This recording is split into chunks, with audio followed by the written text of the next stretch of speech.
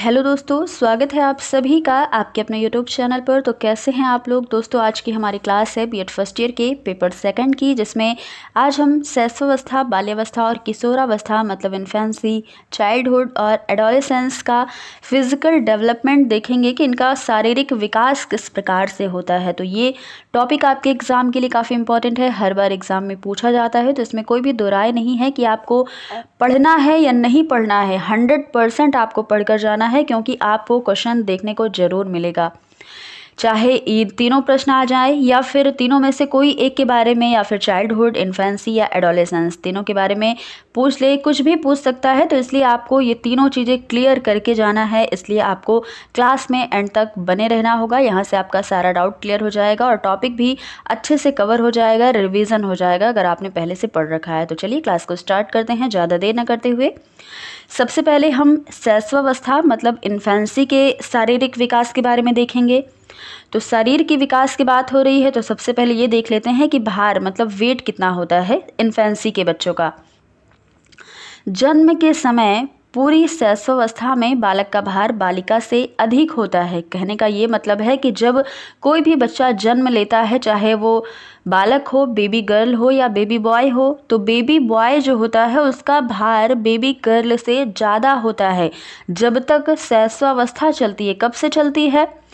तो जब बच्चा जन्म लेता है उसके बाद से लेकर के जब तक वो 5 से 6 वर्ष का नहीं हो जाता, तब तक शैशवावस्था की एज मानी जाती है। तो पूरे शैशवावस्था में जब तक 5 से 6 वर्ष तक बच्चों का बालिकाओं से बालकों का वेट ज़्यादा होता है। तो ये चीज़ आप खुद भी देखे होंगे, अगर आपके घर में किसी बच्चों ने जन्म लिया होगा तो आप उसे गोद में उठाते होंगे तो आपको पता भी चलेगा कि जो बेबी बॉय है उसका वेट ज़्यादा होता है बेबी गर्ल के अकॉर्डिंग।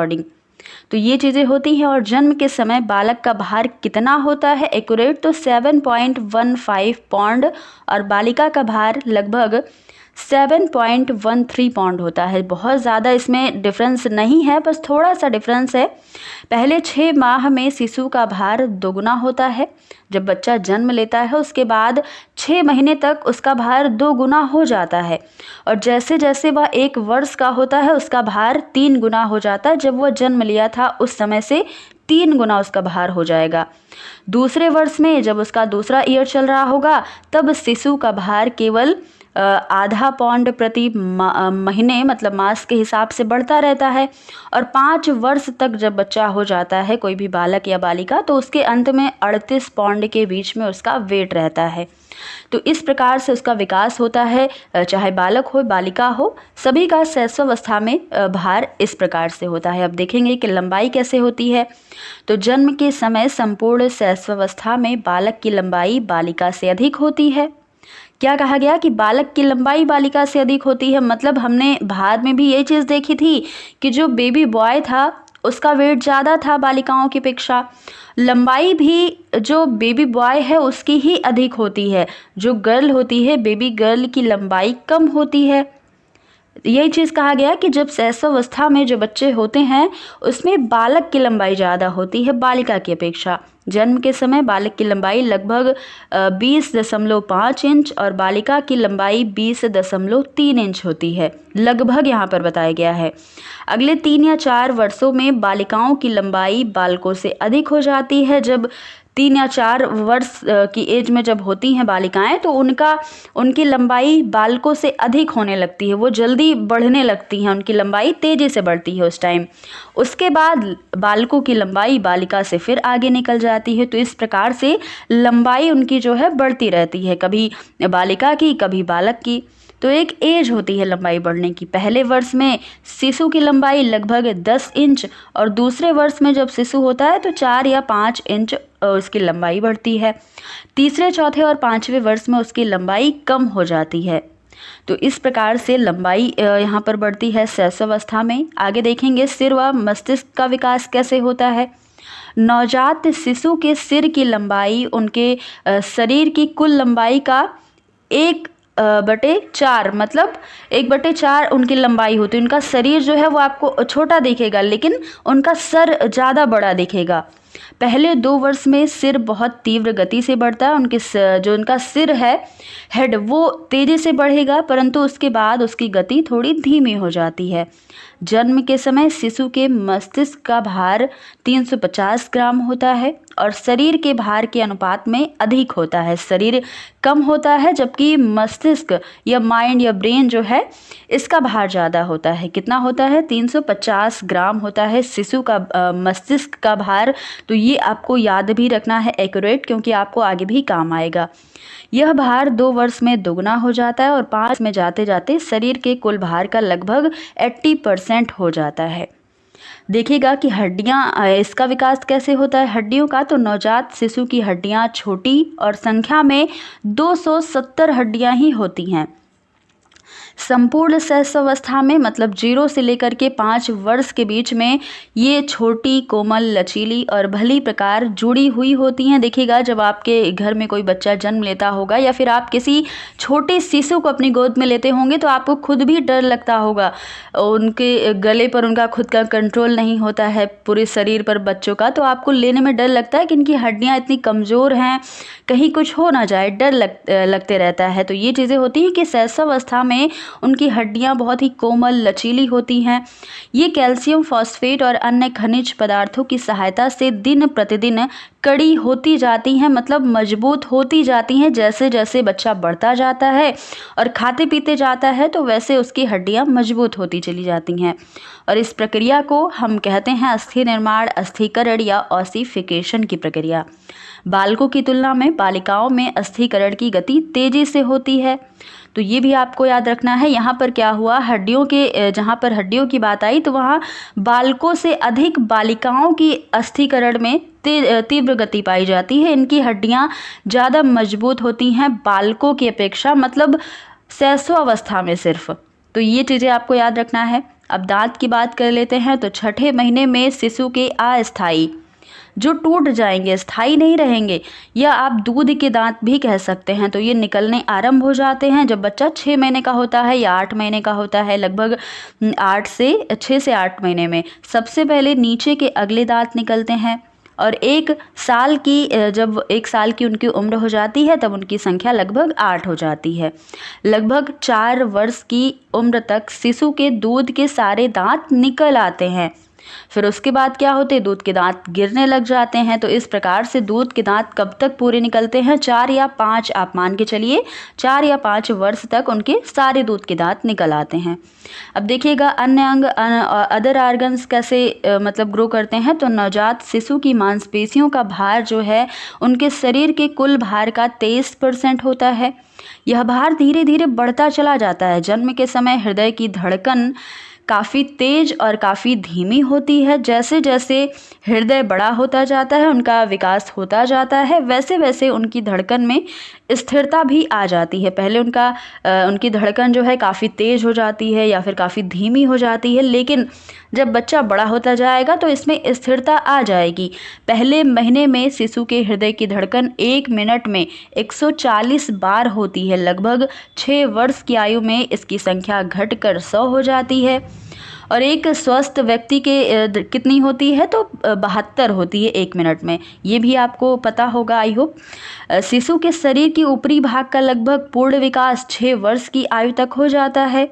टांगों और भुजाओं का विकास अति तीव्र से होता है, काफ़ी तेज़ी से होता है और पहले 2 वर्षों में टांगे, ढूढ़ी और भुजाएं, ये सारी चीज़ें दोगुनी हो जाती हैं। शिशु के यौन संबंधी अंगों का विकास अति मंद गति से, मतलब बहुत ही धीमे से ये इसका विकास होता है। अब देखेंगे कि विकास का महत्व क्या है शैशवावस्था में। तो 3 वर्ष की आयु में शिशु के शरीर के मस्तिष्क में संतुलन आरंभ हो जाता है। वो चीज़ों में एडजस्ट कर लेता है। 3 वर्ष का मतलब बहुत ज़्यादा एडजस्टमेंट नहीं कर पाता, लेकिन अपने शरीर को कंट्रोल में कर लेता है, चीज़ों को समझने लग जाता है, छोटा बड़ा समझने लग जाता है। तो इस तरीके से वह संतुलन आरंभ कर देता है। उसके शरीर के लगभग सब अंग कार्य करने लग जाते हैं, खेलने कूदने भी लग जाता है और उसके हाथ एवं पैर मजबूत होने लगते हैं। गिरता भी है, छोटा बच्चा रहता है तो वो गिरता है तो उससे क्या होता है, उसका शरीर मजबूत होते जाता है। फलस्वरूप क्या होता है कि जैसे कि स्ट्रॉन्ग ने लिखा कि शिशु अपने नैतिक गृह कार्यों में लगभग आत्मनिर्भर हो जाते हैं और 5 वर्ष के अंत तक अनेक शिशु पर्याप्त स्वतंत्रता और कुशलता प्राप्त कर लेते हैं। मतलब जब बच्चे 5 या 6 वर्ष के जब हो जाते हैं तो उनमें काफ़ी कुछ उनको सीखने को मिल जाता है, काफ़ी चीज़ें उनके अंदर आ जाती हैं, काफ़ी स्किल्स उनको प्राप्त हो जाती है। अब देखिएगा बाल्यावस्था की शारीरिक विशेषताओं की बात करें। अब तक हमने शैशवावस्था के बारे में जाना है। अब देखिएगा चाइल्डहुड में कैसे फिजिकल डेवलपमेंट होता है। सबसे पहले इसमें भी भार की बात कर लेते हैं, यानी कि वेट की। तो बाल्यावस्था में बालक के भार में पर्याप्त वृद्धि होती है। 12 वर्ष के अंत में उसका भार 80 से 90 पाउंड के बीच में होता है। 9 या 10 वर्ष की आयु तक, जब 9 या 10 सबसे पहले तो ये जानिए कि बाल्यावस्था की एज होती क्या है। तो 5 या 6 वर्ष तक तो शैशवावस्था की एज होती है। फिर जैसे ही 5 या 6 वर्ष के बाद की जो अवस्था होती है 12 वर्ष तक, 6 वर्ष से या 5 वर्ष से लेकर के 12 साल तक की अवस्था या चाइल्डहुड की एज कहलाती है। तो उसी में कहा गया कि जब 9 या 10 वर्ष की आयु तक बालकों का भार बालिकाओं से अधिक होता है, जो बॉय होते हैं उनका वेट ज़्यादा होता है गर्ल के अकॉर्डिंग। इसके बाद बालिकाओं का भार अधिक होने लगता है। बाद में क्या होता है कि बालिकाएं जो हैं उनका वेट ज़्यादा हो जाता है। लंबाई का क्या हाल है देखिएगा। तो बाल्यावस्था में 6 से 12 वर्ष तक शरीर की लंबाई कम बढ़ती है, कम विकास होता है और इन सब वर्षों में लंबाई 2 से 3 इंच ही बढ़ पाती है। तो बाल्यावस्था में ज़्यादा बच्चे बहुत ज़्यादा विकास नहीं कर पाते हैं, उनकी लंबाई या शारीरिक विकास उनका तेज़ी से नहीं होता है, आप कह सकते हैं तो बहुत ही कम, बहुत ही धीमे होता है। लेकिन जैसे ही वह किशोरावस्था में स्टार्ट करेंगे या फिर एंडिंग होगा बाल्यावस्था का, तब उनकी लंबाई तेज़ी से बढ़ेगी, उनका विकास बहुत ही तेज़ी से होता है। आगे देखिएगा सिर व मस्तिष्क का विकास। तो बाल्यावस्था में सिर के आकार में क्रमशः परिवर्तन होते रहता है। 5 वर्ष की आयु में सिर प्रौढ़ आकार का 90% और 10 वर्ष की आयु में 95% हो जाता है उनके सिर का विकास। बालक के मस्तिष्क के भार में भी परिवर्तन होता रहता है। 9 वर्ष की आयु में बालक के मस्तिष्क यानी कि हेड का जो वेट है उसके पूरे शरीर के भार का 90% होता है। तो सबसे ज़्यादा वेट किसका होता है, हमारे हेड का होता है। हड्डियां के बारे में देखिए तो बालकों में बाल्यावस्था में हड्डियों की संख्या और अस्थिकरण अर्थात दृढ़ता में वृद्धि होती रहती है। और इस अवस्था में हड्डियों, देखिए हड्डियों लिखा हुआ है, हड्डियों होगा तो हड्डियों की संख्या 270 से बढ़कर के 350 हो जाती है। कब तक, बाल्यावस्था तक। आपने देखा था जो शैशवावस्था की एज थी वहाँ पर हड्डियों की संख्या 270 ही थी, लेकिन बाल्यावस्था में इससे बढ़कर 350 हड्डियां हो जाती हैं। दांत की बात कर लेते हैं तो लगभग 6 वर्ष की आयु में बालक के दूध के दांत गिरने लग जाते हैं और उसके बजाय स्थायी दांत निकलने आरंभ हो जाते हैं। 12 या 13 वर्ष तक उसके सब स्थायी दांत निकल आते हैं, जिनकी संख्या लगभग 32 होती है। तो पूरे 32 दांत तो नहीं निकलते हैं बाल्यावस्था में, लेकिन लगभग निकल जाते हैं। बालिकाओं के स्थायी दांत बालकों से जल्दी निकल आते हैं। तो ये भी आपको पता होना चाहिए कि बालिकाओं के दांत जो है वो बालकों की अपेक्षा थोड़ी सी जल्दी निकल आते हैं। 32 दांत, 32 नहीं भी होते तो लगभग मान के चलिएगा। अब बात करेंगे अन्य अंग जो हैं वो कैसे विकास करते हैं। तो इस अवस्था में यानी कि बाल्यावस्था में मांसपेशियों का विकास धीरे धीरे होता है। मैंने बताया कि आपको बाल्यावस्था में बच्चे ज़्यादा तेज़ी से नहीं बढ़ते हैं, उनके ग्रोथ जो है वो थोड़ी सी कम हो जाती है या उस समय के लिए रुक जाती है, लेकिन बाल्यावस्था के लास्ट तक उनकी ग्रोथ तेज़ी से बढ़ती है। तो ये चीज़ें होती हैं। 9 वर्ष की आयु में बालक की मांसपेशियों का भार उनके शरीर के कुल भार का 27 या 27% होता है और हृदय की धड़कन की गति में निरंतर कमी आती जाती है। 12 वर्ष की आयु में धड़कन 1 मिनट में 85 बार धड़कती है। मतलब शिशु शैशवावस्था से कम होती जाती है। आपको ये नहीं करना है कि उनकी धड़कन की गति कम ही होती जाती है, ऐसा नहीं है। शैशवावस्था में ज़्यादा होती है, लेकिन बाल्यावस्था में क्या होता है कि शैशवावस्था की अपेक्षा कम होने लगती है। तो 82 बार 1 मिनट में धड़कती है। आगे देखिएगा, बालक के कंधे चौड़े, कूल्हे पतले और पैर सीधे और लंबे होते जाते हैं। बालिकाओं के कंधे पतले, कूल्हे चौड़े और पैर कुछ अंदर की ओर झुके होते हैं। 11 या 12 वर्ष की आयु में बालकों और बालिकाओं के यौनांगों का विकास तेजी से हो जाता है। विकास का महत्व क्या है बाल्यावस्था में? तो बाल्यावस्था में बालक के लगभग सभी अंगों का विकास हो जाता है। फलस्वरूप वह अपनी शारीरिक गति पर नियंत्रण करना जान जाता है। जो बाल्यावस्था का बालक होता है ना, मतलब 5 से 6 वर्ष के लेकर के 12 वर्ष तक के जो बच्चे होते हैं, उनका लगभग विकास हो जाता है। हर एक चीज़ों को वो जान जाते हैं, अपने शरीर पर कंट्रोल कर लेते हैं, हर एक चीज़ों से अपना साफ सफाई का ध्यान रख लेते हैं, हर एक चीज़ें वे कर लेते हैं। अपने सभी कार्य स्वयं से करने लग जाते हैं और दूसरों पर वे डिपेंड रहना नहीं चाहते, दूसरों पर निर्भर नहीं रह पाते हैं। तब वो क्या करते हैं, बहुत ही एक्टिव भी माने जाते हैं। बाल्यावस्था के बच्चे जो हैं वो बहुत एक्टिव होते हैं। आप देखते होंगे, आपको अगर दोपहर हो जाती तो नींद आने लगती है, या फिर आप सोचते हैं मैंने खाना खा लिया तो मैं सो जाऊं। लेकिन जो बाल्यावस्था के बालक हैं वो इतने एक्टिव रहते हैं कि धूप में, चाहे धूप हो, पानी गिर रहा हो, कुछ भी, उनको बस खेलना है या फिर उनको जो काम करना है तो करना है। वो जल्दी सोते भी नहीं है। आपने देखा होगा कि दिन में उनको जल्दी नींद भी नहीं आती है, तो वो काफ़ी एक्टिव रहते हैं, उनके अंदर आलस थोड़ा सा कम होता है। तो ये चीज़ें होती हैं। अब जानिएगा किशोरावस्था में, मतलब एडोलेसेंस में शारीरिक विकास कैसे होता है। तो सबसे पहले वेट के बारे में बात कर लेते हैं। तो किशोरावस्था में बालकों का भार बालिकाओं से ज़्यादा होता है। यहाँ पर क्या होता है, जब 12 वर्ष के बाद बच्चा जो हो जाता है, बालक 12 वर्ष के बाद, किशोरावस्था 12 से 18 वर्ष तक की एज मानी जाती है। तो 12 वर्ष के बाद लड़कों का भार लड़कियों से ज़्यादा हो जाता है। इस अवस्था के अंत में बालकों का भार बालिकाओं से लगभग 25 पाउंड अधिक होता है। लंबाई की बात करें तो इस अवस्था में बालक और बालिका की लंबाई बहुत तेजी से बढ़ती है। बालक की लंबाई 18 वर्ष तक और उसके बाद भी बढ़ती रहती है। बालक क्या है, 18 वर्ष के बाद बढ़ता रहता है। बालिका अपनी अधिकतम लंबाई पर लगभग 16 वर्ष की आयु में पहुंच जाती है। मतलब ये है कि जो बालिकाएं हैं उनकी लंबाई 16 वर्ष की आयु में रुक जाती है, कह लें। तो कुछ बालिकाएं हैं जिनकी लंबाई बढ़ती है, लेकिन एवरेज बालिकाओं की लंबाई 16 वर्ष की आयु में हो जाती है लगभग, और बालक की लंबाई 18 वर्ष के बाद भी बढ़ती रहती है। तो इसीलिए तो आजकल आप खुद भी देख रहे होंगे कि जो बालिकाएं हैं वो लड़कों से थोड़ी सी छोटी ही रहती हैं, लंबाई उनकी ज़्यादा नहीं हो पाती है। तो ये चीज़ हम लोग भी फेस कर ही रहे होंगे। आगे देखिएगा, सिर व मस्तिष्क के बारे में बात कर लें तो इस अवस्था में सिर और मस्तिष्क का विकास जारी रहता है, होते रहता है। 15 या 16 वर्ष को आयु में सिर का लगभग पूरा विकास हो जाता है और मानसिकता, मस्तिष्क का भार जो है वो 1200 से 1400 ग्राम के बीच में होता है। सॉरी, जो बीच बीच में आपको थोड़ा सा मतलब नॉइस आ रही होगी उसके लिए मैं माफ़ी चाहती हूँ। अगला देखिएगा, हड्डियों के बारे में बात करें तो इस अवस्था में अस्थिकरण की प्रक्रिया पूरी हो जाती है, उनकी पूरी हड्डियों का विकास हो जाता है, हड्डियाँ मजबूत हो जाती हैं। और क्या होता है कि कुछ छोटी हड्डियां एक दूसरे से जुड़ जाती हैं, मतलब हर एक हड्डियां जो हैं उनका विकास अच्छे से हो जाता है, वो एक दूसरे से जुड़ जाती हैं किशोरावस्था में। आगे देखिएगा, दांत की बात कर लें तो इस अवस्था में प्रवेश करते समय बालकों और बालिकाओं के लगभग सारे दांत निकल आते हैं स्थायी रूप से। यदि उनके प्रज्ञा दांत, यानी कि जो आप विजडम टीथ जिसे कहते हैं या फिर अक्ल के दांत कहते हैं, ये भी निकलने होते हैं तो इस अवस्था के अंत में या प्रौढ़ावस्था के आरंभ में निकलते हैं। तो सबके टीथ, विजडम टीथ जो हैं वो किशोरावस्था में नहीं निकलते हैं। कुछ लोगों के टीथ प्रौढ़ावस्था में निकलते हैं, जब वो युवावस्था में प्रारंभ हो जाते हैं। उनका 18 वर्ष के बाद भी ये टीथ निकल सकते हैं, तो इसमें कोई दिक्कत वाली बात नहीं है।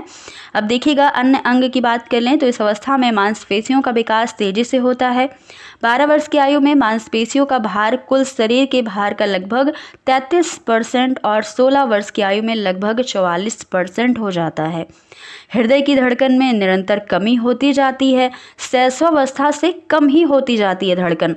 इस अवस्था में 1 मिनट में 12 बार ही धड़कन की गति होती है। बालकों के सीने और कंधे एवं बालिकाओं के वक्षस्थल और कूल्हे चौड़े होते जाते हैं। तो ये सारे विकास किशोरावस्था में तेजी से होने लगते हैं। विकास का महत्व क्या है? तो इस अवस्था के अंत तक बालकों और बालिकाओं की ज्ञानेंद्रियों और कर्मेंद्रियों का पूरा विकास हो जाता है और वे युवावस्था में प्रवेश करने लगते हैं। स्टैंग ने कहा कि किशोरावस्था व्यक्ति के विकास का महत्वपूर्ण हाल है और इस काल में यहाँ पर काल होगा, यहाँ पर कुछ मिसप्रिंट हो जा रहा है कुछ ना कुछ, तो यहाँ पर काल होगा, महत्वपूर्ण काल है। वही मैंने सोचा कि हाल क्या चीज़ है, महत्वपूर्ण हाल क्या हो सकता है, मतलब महत्वपूर्ण काल होता है व्यक्ति के विकास का। किशोरावस्था, तो इस काल में अधिकांश बालकों और बालिकाओं में शारीरिक परिपक्वता आ जाती है, अर्थात वे क्या करते हैं कि संतान उत्पन्न करने के योग्य हो जाते हैं। ये शारीरिक आकृति में प्रौढ़ों के समान ही दिखाई पड़ते हैं। जो किशोरावस्था के बालक हैं वे ना तो आपको बच्चे लगेंगे देखने में और ना ही ज़्यादा आपको परिपक्व लगेंगे, ज़्यादा आप उसे मैच्योर भी नहीं कह सकते हो और उन्हें बच्चा भी नहीं कह सकते। तो ऐसे बालक जो होते हैं ना, बड़े मतलब उग्र टाइप के होते हैं, बहुत जल्दी उनको गुस्सा भी आने लगता है कि हाँ, घर में किसी ने कह दिया अभी बहुत बड़े नहीं हुए हो, मान लिए पापा कह दिए या मम्मी कह दी कि अभी बहुत छोटे भी नहीं हो, कोई काम करना हुआ तो बोल देते हैं जनरली कि अभी इतने भी छोटे नहीं हो कि ये काम नहीं कर सकते। और जब कोई वैसी बात होती है तो बोलते हैं कि अब मतलब इतने बड़े भी